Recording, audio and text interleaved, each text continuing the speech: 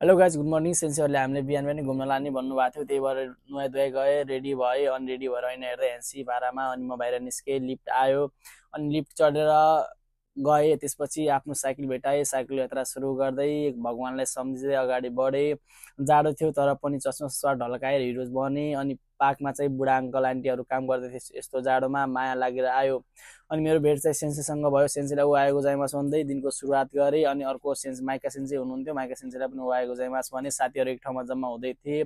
मसँग चाहिँ मेरो हातमा कालो मुसो लगाएर भएर सेन्सीसँग टिस्यु पेपर माग्दै थिएँ। अनि सेन्सीले मलाई टिस्यु पेपर दिनुभयो, मैले आरिगातो गोजाइमास भने। अनि सेन्सीले चाहिँ स्टुडेन्ट कार्डहरू चेक गर्दै हुनुहुन्थ्यो को हो भनेर। त्यसपछि हामी सबै साथीहरू एक ठाउँमा कलेक्सन भयौँ, लाइन लागेर। अनि एक एक गरी अगाडि लाने भन्दैन। त्यसपछि हाम्रो इन्ट्री भयो। त्यसपछि माथि जाने बाटोमा चाहिँ लिफ्ट रहेछ। लिफ्ट चढ्दै माथि अगाडि लिफ्टमा साथीहरूसँग गफ गर्दै माथि अगाडि बढ्यौँ। त्यसपछि भित्र छिर्यौँ। म्युजियमतिर हेर्दै थियौँ हिरोसिमा कस्तो। अनि म्युजियमभित्रै 3D रहेछ। हिरोसिमा चाहिँ कसरी बम पट्क्यो भनेर त्यो चाहिँ हामीले हेऱ्यौँ। हेर्दाखेरि मन एकदम दुखित भएको थियो। तर पनि हेऱ्यौँ। हेर्दाखेरि चाहिँ कसरी बम पट्काएको थियो।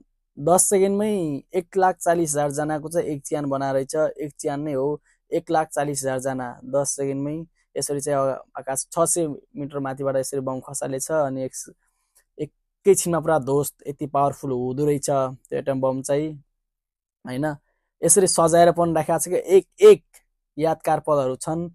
सब यादगार पलहरू यसरी सजाएर राखेको छ, यसरी म्युजियम बनाएर राखेको छ यहाँ चाहिँ, होइन। अनि हिरोसिमा कसरी मान्छेहरूको लुगाहरू, बाँकी रहेको लुगाहरू, ध्वस्त भएको चिजहरू चाहिँ यसरी देखाइरहेको छ। कुन कुन अवस्था कस्तो भएको थियो, के भएको थियो अवस्था मान्छेहरूको।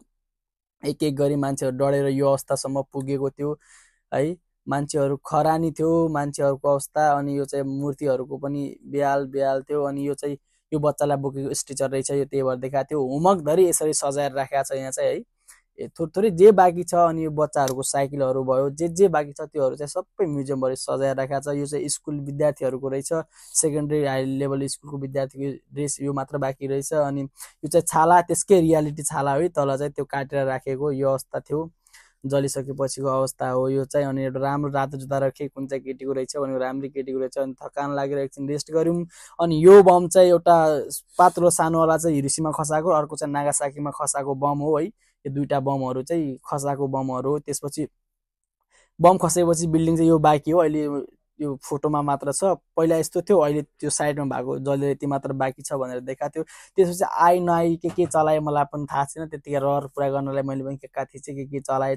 त्यसपछि हामी निस्क्यौँ बाहिर निस्केर त्यही अघि माथि देखाएको, त्यही उता देखाएको घर मात्र बाँकी रहेको, त्यो घर मात्र बाँकी रहेको। धन्यवाद, हस्, हेरिदिनु होला।